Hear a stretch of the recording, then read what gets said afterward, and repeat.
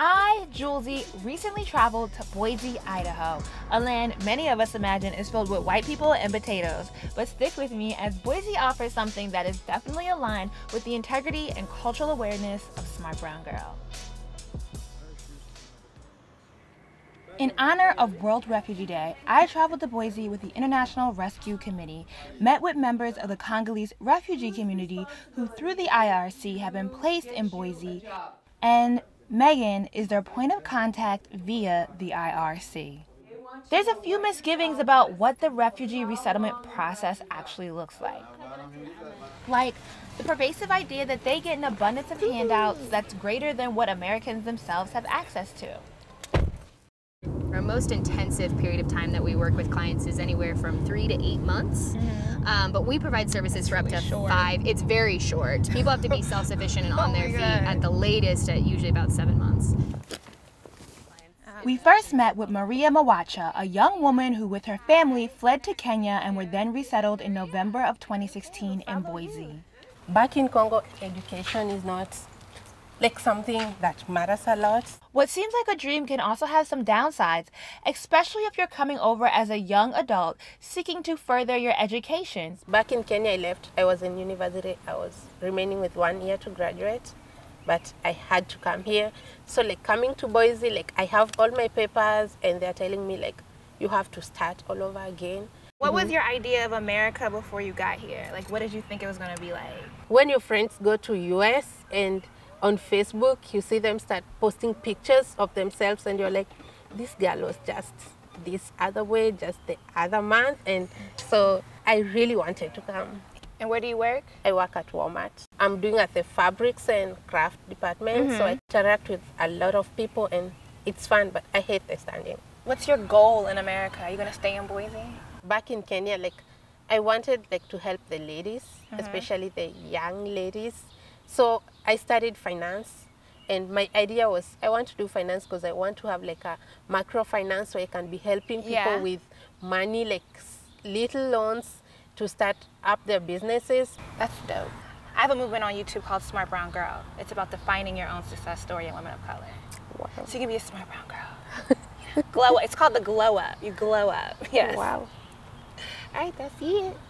Since I came with all the questions, I asked Maria if she had any asks for me. She's a good person to follow. And of course, because eyebrows always on fleek, Maria asked that I show her how to do her eyebrows. Delighted to pass on the fleekage even though I didn't have the right concealer for Maria's skin tone, and I'm about on par with your favorite Instagram MUA who can do their face but not so much on others, might have given Maria 2 different eyebrow shapes. I mean, I was just giving her options. But cultural exchange over beauty products is always fun, and Maria was feeling herself just as she should. Okay, you can look at yourself again and see. Wow.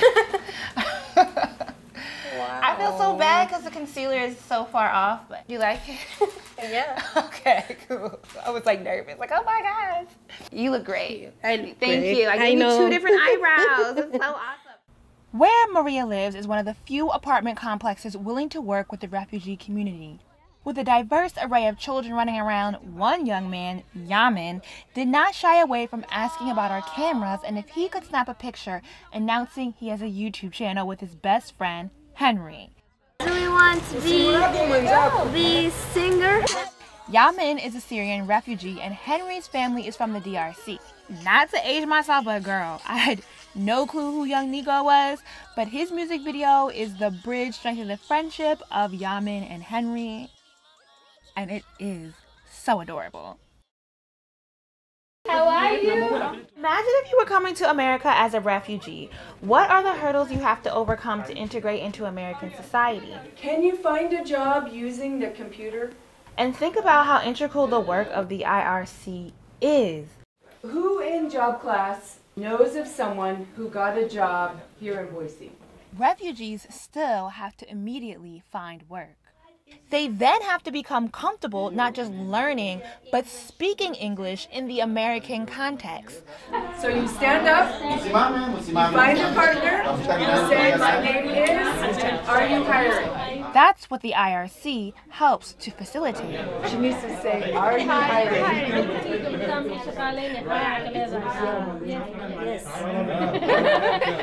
And what may seem as very simplistic lessons are highly important to the transitioning livelihood of refugees. Do you want to come?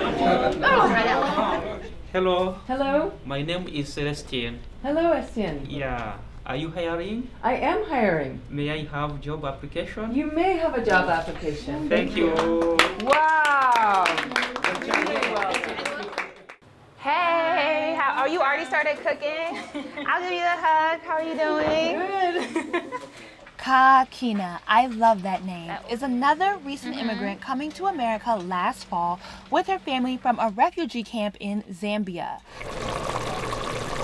This time, the cultural exchange was over a traditional Congolese meal because Kakina enjoys showing her love by cooking for her family and friends.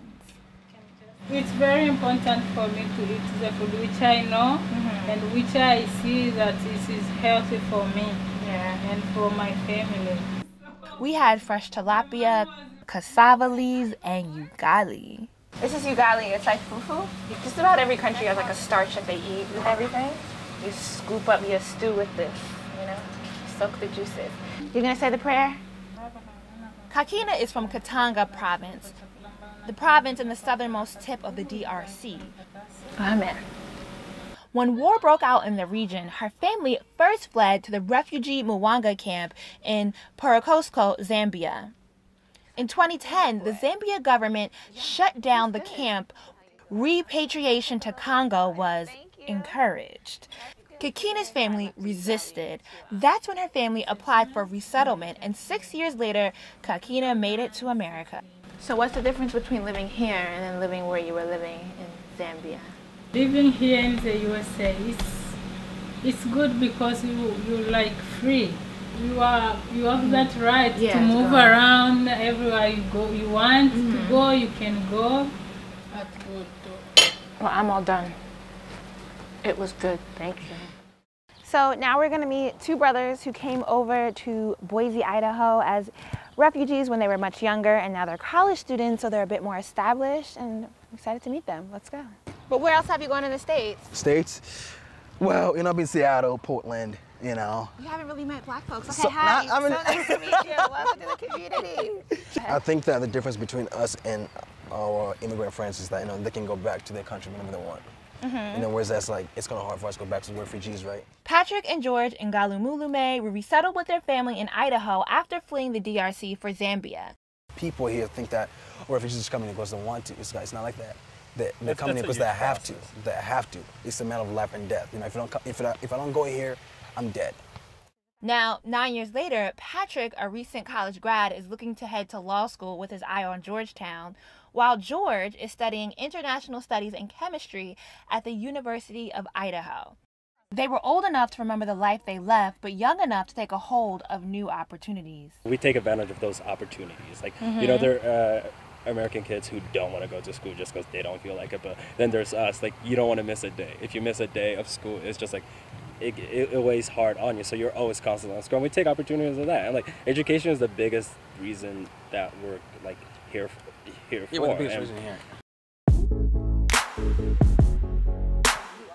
The work of the IRC is invaluable.